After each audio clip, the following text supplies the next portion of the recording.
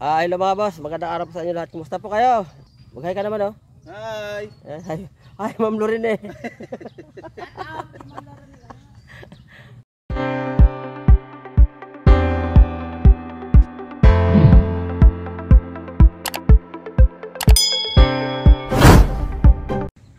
Hello mga boss. Si Boss Mike, si Danny Boy. Ito yung pinakamatanda sa amin tatlo. Yun. Dahil Ako pinakabata, yun naman sumunod sa kanya. yun. Ang edad niya 54. Oh. Yun naman 53. Oh. Ako 49. Yun. Ito mga boss yung silihan ni Danny Boy. Ito yung pinatubo F1. 19 ka rin tanim, 19 ano? Ha? 19, 19 ka rin naglipat tanim ano? 18. Ay 18.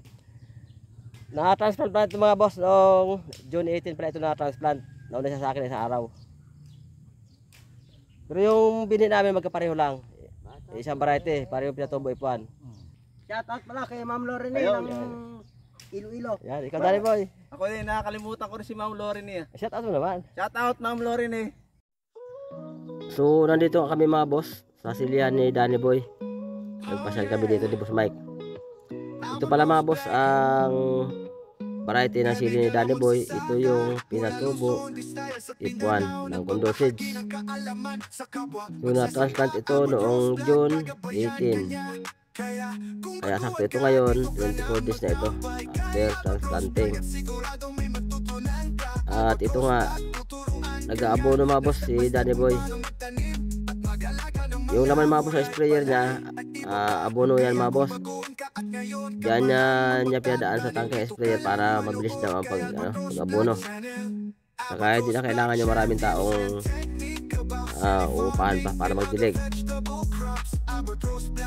Hindi po yan mga boss pataba synthetic ang laman ng tangke niya, sprayer niya. Yan mga boss yung fermented na chicken dung o yung dumi ng manok, mga chicken manure. Pero mga compost na mga boss yan na hindi yan sariwa. So binabad niya yan sa drum yung chicken dung.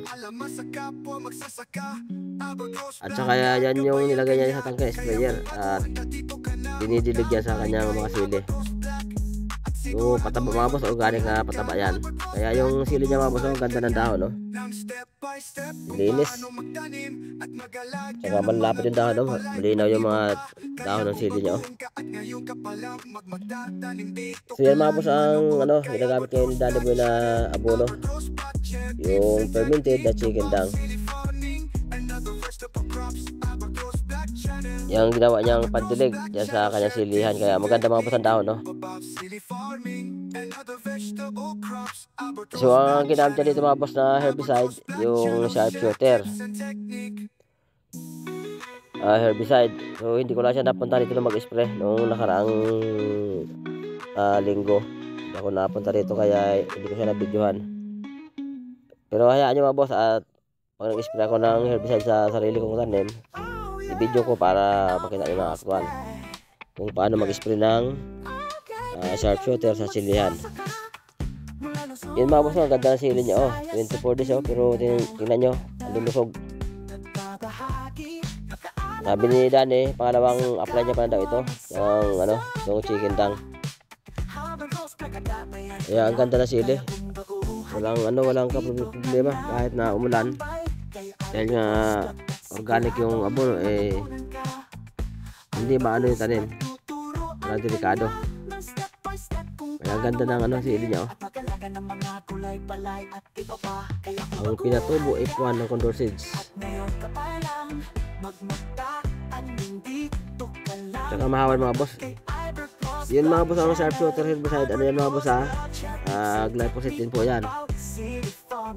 Pero ang glyphosate kasi base sa aming observation, ako mismo nag-spray. Yung iba-ibang klase brand ng glyphosate, hindi rin pareho mga boss yung epekto sa damo. Kasi may mga nagamit kami na glyphosate na yung paragis hindi kayang sunugin, hindi kayang patayin. Pero dito sa sa sharpshooter ay kayang-kaya naman patayin. Talagang after 2 days lang ay madilaw na yung paragis. Yan kasi mga boss yung damo na napakahirap patayin ng herbicide. Pag ginamitan mo naman siya ng contact, wala yan ng basta, nasusunog lang yung dahon, pero mga credits lang, tumutubo na naman yung puno. Hindi niya kaya talagang patayin ng lubusan. So dito naman sa sharp shooter, sa paggamit naman namin, ay talagang lusaw yung damo kahit yung paragis. So patay naman talaga siya. Kaya itong kay Danny Boy Sili mga boss, tingnan nyo ang hawa, no? Yung plastic bags pero malinis. So sharp shooter nga gamit niya, herbicide, at yan din ginagamit ko. So medyo ano lang mga boss, antabayanan nyo lang yung mga update pa itong Sili Danny Boy, tsaka sa amin din hanggang sa magbunga ito at mag-harvest, para makita naman natin yung yung comparison ng pinatubo F1 sa ibang variety ng Sili Taiwan. Kasi maraming variety ng Sili sa Taiwan, iba-ibang company ang may gawa. So dito naman ito naman sa Condor Sage. So tingnan natin mga boss kung ano bang pinagkaiba niya sa ibang variety, para makakuha tayo mga boss ng idea, para pag nagtanim kayo edi alam na kung ano variety ang maganda at dapat itanim. So antabay lang mga boss sa mga video pa namin upload.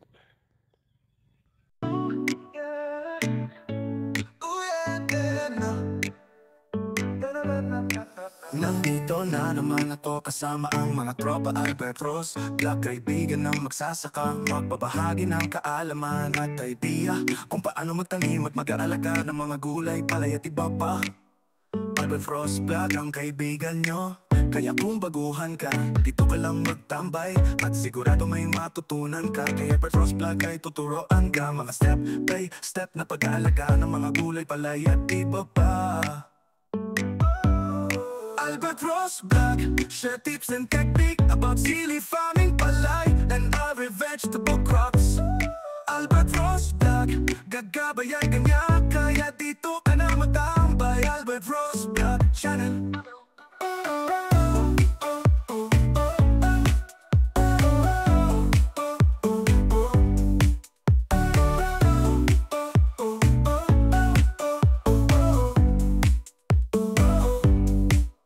Channel. Nandito na naman ako kasama ang mga tropa Albert Ross Black, kaibigan ng magsasaka, magbabahagi ng kaalaman at idea kung paano magtanim at mag-aalaga ng mga gulay, palay at iba pa. Albert Ross Black ang kaibigan nyo, kaya kung baguhan ka, dito pa ka lang magtambay at sigurado may matutunan ka. Kaya Albert Ross Black ay tuturoan ka, mga step by step na pag-aalaga ng mga gulay, palay at iba pa. Albert Ross Black, share tips and technique about sili farming, palay, and other vegetable crops. Albert Ross Black, gagabayan ka niya, kaya dito ka na matambay. Albert Ross Black Channel.